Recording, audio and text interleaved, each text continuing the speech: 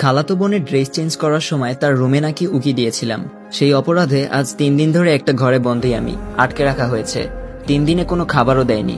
মেঘলা আমাদের বাসায় থাকে, তাই ব্যাপারটা পরিবারের মধ্যেই আছে। বাইরে ছড়ালে মেয়েটার বদনাম হতো, কিন্তু আমি এসব কিছুই করিনি। মেঘলা আব্বুর কাছে বিচার দিল, আর আব্বুও তার কথা বিশ্বাস করে নিল। আমার কথা কেউ শুনলই না, উল্টো আব্বু স্টিলের লাঠি দিয়ে মারলো আমাকে। আম্মুও কিছু বলল না, তবে ওনার চোখেও ঘৃণা। মাও বিশ্বাস করে নিয়েছে আমি এই কাজটা করেছি। ছাদের অন্ধকার ঘরটাতে হাত বেঁধে দরজায় তালা লাগিয়ে রাখা হয়েছে আমাকে।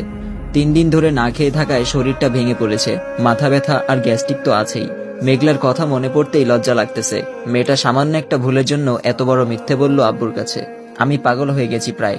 ড্রাগ নেই না 3 দিন হলো। আপনারা ভাবছেন আমার আব্বু আম্মু বা কেমন? তারা এরকম ছিলেন না, কিন্তু তারাও বাধ্য হয়েছেন এমন হতে। 2 বছর আগে ইন্টার পরীক্ষায় ফেল করার পর থেকে তারা এমন হয়ে গেছেন। অবশ্য ফেল করার কারণ ছিল নুসরাত। বুঝতেই তো পারছেন কেন। সে চলে যাওয়ার পর নিজেকে ধরে রাখতে পারিনি আমি। এতটাই আসক্ত ছিলাম যে তাকে ভুলতে আমার ড্রাগ নেওয়ার প্রয়োজন হলো। তারপর থেকে আব্বু আম্মু কেউ আমাকে আগের মতো ভালোবাসে না। আর মেঘলার সাথে তো কখনোই পড়ে না আমার। কোনো একটা ভুল পেলেই সে আমাকে শাস্তি দিয়েই যাবে। ছোটখাটো থেকে হলেও এবারের শাস্তিটা একটু বেশি হয়ে গেছে। আব্বু যখন আমাকে মারছিল তখনই তার দিকে তাকাইছিলাম।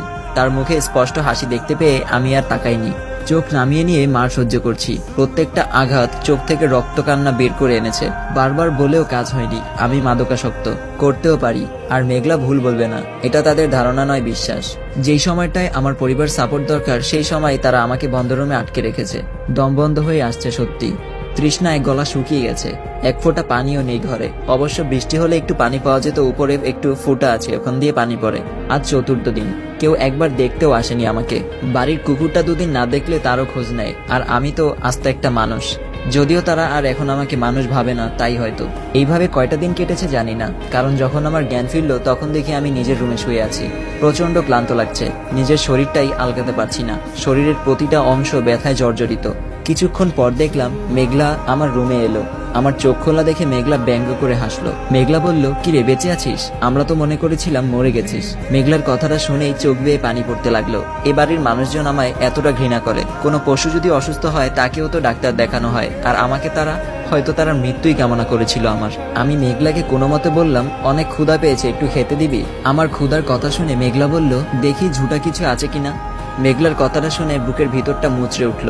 আমি আজ এত অবহেলিত, সব ওই নুসরাতের জন্য। একটু পর মেঘলা একটা প্লেটে কিছু ভাত, সাথে আলু ভর্তা আর ডাল দিয়ে গেল। ক্ষুধার তাড়নায় দেখার সময় ছিল না কেমন ছিল খাবারগুলো, তবে খাবারগুলো কেমন টকটক লাগছিল। এইভাবেই চলছে আমার দিন। একদিন রাতে খাবার খাইতে বসছি, এমন সময় আব্বু এলো রুমে। আব্বু বলল, রাফি প্লিজ তুই আমাদের মুক্ত কর। তোর জন্য এলাকায় যে সম্মান ছিল তা তো অনেক আগেই চলে গেছে। এখন অন্তত ঘরের শান্তিটুকুটাও কেড়ে নিস না। রাতে ঘুমানোর সময় বাবার বলা কথাটা চিন্তা করতে লাগলাম। আসলেই তো আমি তো শেষ হলাম নুসরাতের জন্য, সাথে বাবা মায়ের সম্মানও শেষ করে দিলাম। এবার তাদের মুক্ত করে দিব।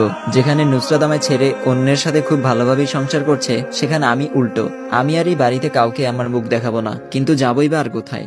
যেখানেই যাই, তবে আমি আমার জীবনের এই 2 বছরের গল্পটা পাল্টাতে চাই। রাতে আব্বু আম্মুর জন্য একটা চিরকুট লিখলাম, বাবা আর আম্মু, আজ থেকে তোমরা মুক্ত। তোমাদের অবাধ্য সন্তান নামের কুলাঙ্গারকে আর দেখতে হবে না। জানি না আজ থেকে আমার কোথায় স্থান হবে, তবে মৃত্যুর পরও আমার লাশ তোমাদের সামনে আসবে না, এই প্রমিস করছি। জন্মের পর থেকে কতই না জ্বালিয়েছি তোমাদের, তবে আম্মু, তোমার দুধের ঋণ ছাড়া বাকি সব ঋণ শোধ করে দিব যদি বেঁচে থাকি। মেঘলার জন্যও একটা চিরকুট লিখে আসলাম। আসলে তুই না থাকলে আমি জানতেও পারতাম না আমি কতটা নিচু স্থানে বাস করতাম এই বাড়িতে। আর হ্যাঁ, আজ থেকে এই নেশাখোরটাকে আর দেখতে হবে না তোকে। ভালো থাকিস, আর আব্বু আম্মুকে একটু দেখে রাখিস। বাড়ি থেকে বেরিয়ে আসলাম, কিন্তু যাবোটা কোথায় এখন? যাওয়ার মতো বন্ধু বান্ধব বা আত্মীয় স্বজনও তো নেই। সেই ভোর থেকে হাঁটা শুরু করলাম। সন্ধ্যার দিকে প্রচুর ক্ষুধাও লাগছিল। হাতে একটা ঘড়ি ছিল নুসরাতের দেওয়া। ভাবলাম এটা বিক্রি করে কিছু খেয়ে নেই, কিন্তু নুসরাতের এই স্মৃতিটা কিছুতেই হারাতে চাচ্ছিলাম না। তাই আর কি, না খেয়ে বসে রইলাম। সন্ধ্যা ঘনিয়ে আসছে ক্রমশ, আর এইদিকে ক্ষুধাও বাড়ছে পাল্লা দিয়ে তার সাথে। তাই আরেকটু হেঁটে মসজিদের অজুখানা থেকে পানি খেয়ে নিলাম। রাত গভীর হওয়ার সাথে সাথে ভয় হচ্ছে আমার, আশ্রয় কি হবে রাতের?